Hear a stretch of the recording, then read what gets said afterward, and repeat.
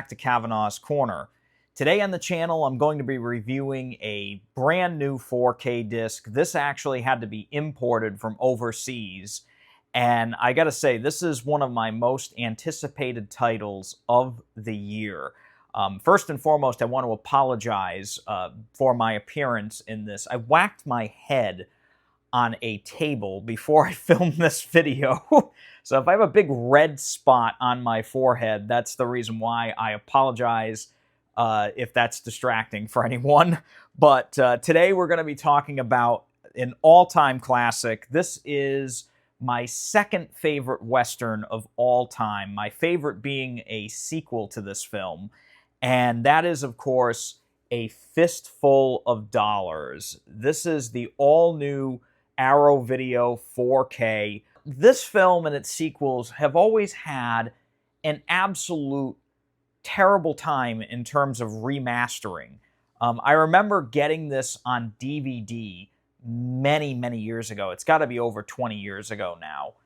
And that DVD looked, okay for the time, but I noticed that it was extraordinarily yellow.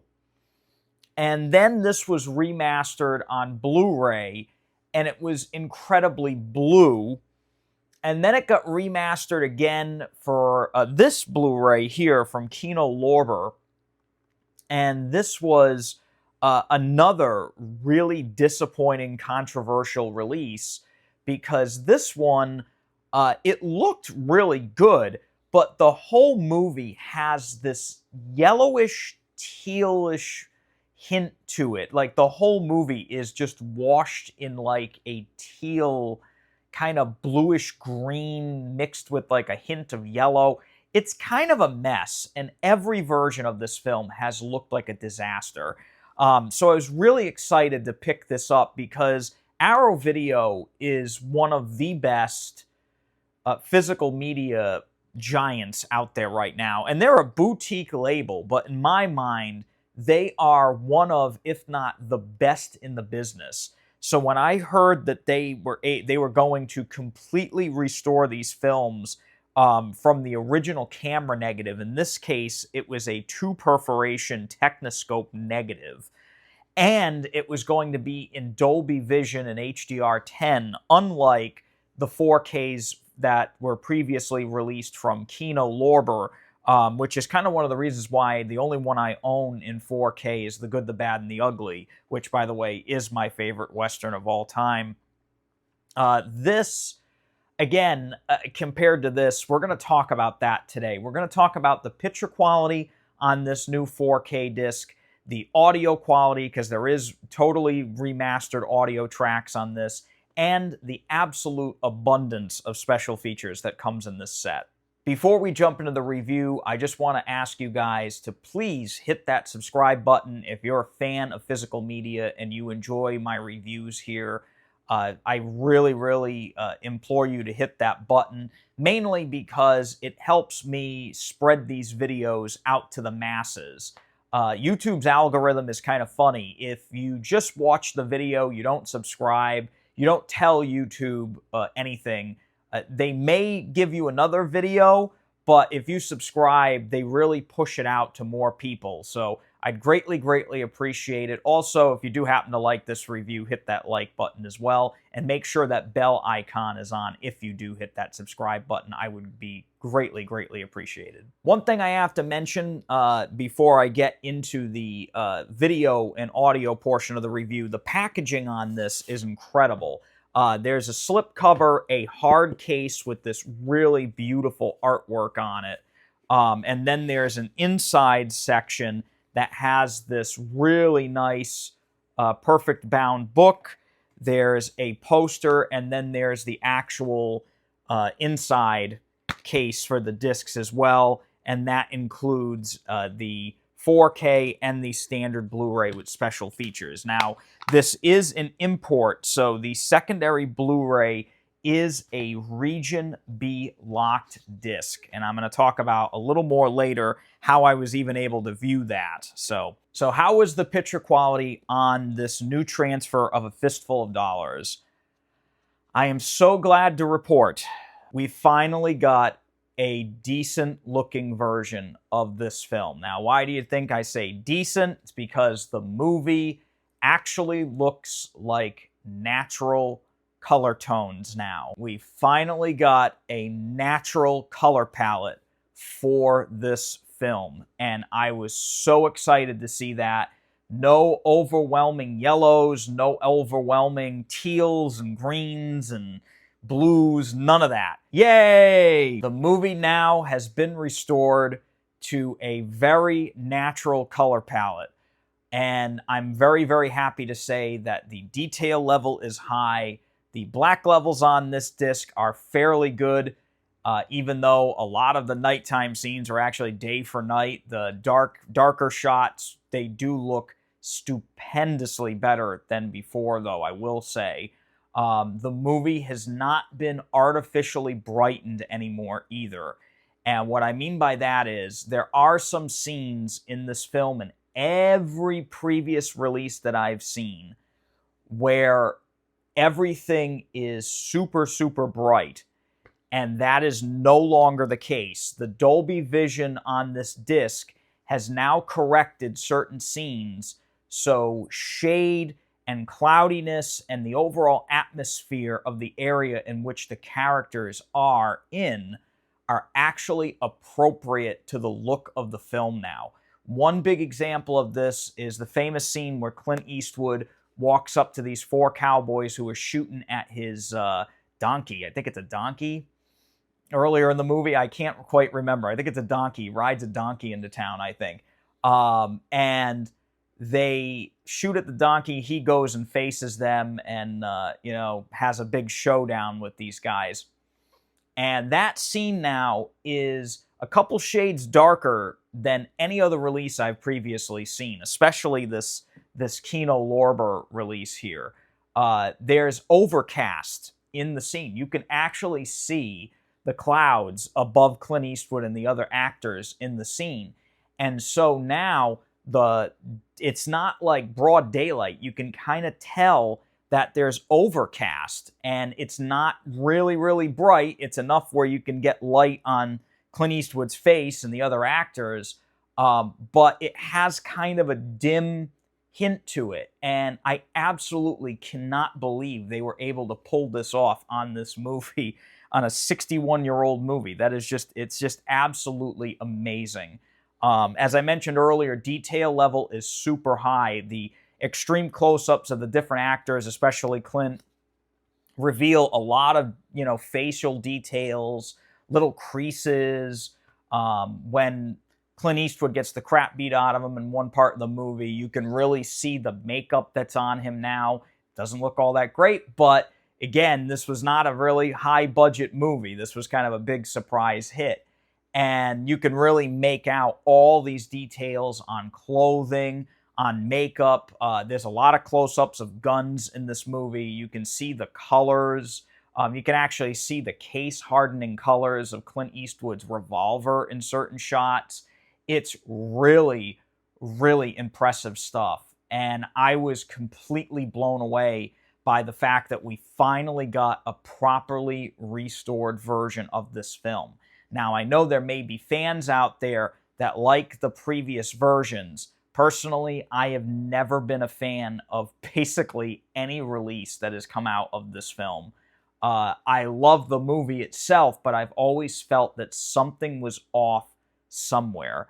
So I'm very, very happy to say this Arrow Video version is the definitive release of this film in every way, shape, and form. Colors are natural, skin tones are natural, everything is completely lifelike and realistic, and I was very, very impressed by it. It's also not an extremely saturated picture. It's very, very lifelike. And, this movie is not meant to be extremely realistic. It's meant to be a little tongue-in-cheek. So the blood and stuff is very, very bright red. Things like that. Skies are extremely blue. The desert is extremely brown. But it's not overdone to the point where it's ridiculous. It's pretty much the movie you remember, only enhance that little bit more, and it's not overdone. So very, very good stuff there. 10 out of 10 for the transfer on this one. I was completely blown away. Now, as for the audio quality on this, this does come with 2 completely remastered audio tracks. One of them is the original theatrical mono audio, which, as far as I'm concerned, I'm not sure if that's ever been properly remastered. I know on this previous Kino Lorber disc, there was a 2.0 mono, which I think was a split mono, but not a actual 1.0 mono. That has been restored for this disc. That is actually the audio track I watched when I watched this film, because I wanted to see this movie in particular in its most original state. And by the way, I did also watch the movie in its English version. I did not watch the Italian with the English subtitles. What can I say? That's the version of the film I'm used to. But the Italian version does actually have Italian credits, and I don't remember that ever being a thing on any of these other releases. The film also does come with a newly remastered DTS HD 5.1 audio. Now, I did switch it to the 5.1 at one point in the film and rewatched a scene in that audio track. And I will say, the theatrical mono, that original mono track, does sound spectacular. Of course, if you don't have a really good center channel speaker on your home theater system, you may want to stick with the 5.1. However, if you have a sound bar or something like that, that's going to sound really, really good. So I will say I watched it with that and with my surround sound system. Thankfully, I have a pretty decent center channel speaker. And I did have to turn it up a little bit. It wasn't very loud. But once I got the volume turned up about 5 or 6 notches, then it really came to life. Ennio Morricone's music in this sounds incredible. Sound effects sound amazing. The dialogue is crystal clear. There's not a lot of overlapping or anything like that. The biggest differential between that and the new 5.1 mix is obviously the 5.1 is definitely a lot more spread out. It's a lot more atmospheric, I should say. It's a lot louder, and the music definitely sounds a lot more bright in that 5.1 track. So it's really your choice. Either way, you're going to get an amazing audio track. For this case, I stuck with the mono just because that was kind of my preference. But chances are, if I go back and rewatch this, which I'm definitely going to do, that 5.1 is probably going to be the one I go to the second time around. Now, as for the special features on this, the entire second disc, as I mentioned, is all special features, and there are quite a few new ones. Now, of course, the little issue with this new set here is the fact that if you live in the United States, the secondary Blu-ray disc is Region B locked. So if you don't have a region-free Blu-ray player or some sort of player that can access that content, you're kind of out of luck, which is too bad. Now, in my case, I kind of hate to say it, but I kind of hacked my way into this disc. I recently upgraded my 4K Blu-ray player, which I'm going to be doing a review of very soon here. But I have a Panasonic DP9000. I had a Revon for a while, but I had an opportunity to pick this thing up, and I'm really glad I did. It's amazing. And I'm not going to go into details here because it's very, very, kind of technical, and there's a way to do it. But I guarantee you, if you Google it, you can find the information about this. You can kind of get into Region B discs. This one here was extremely tricky.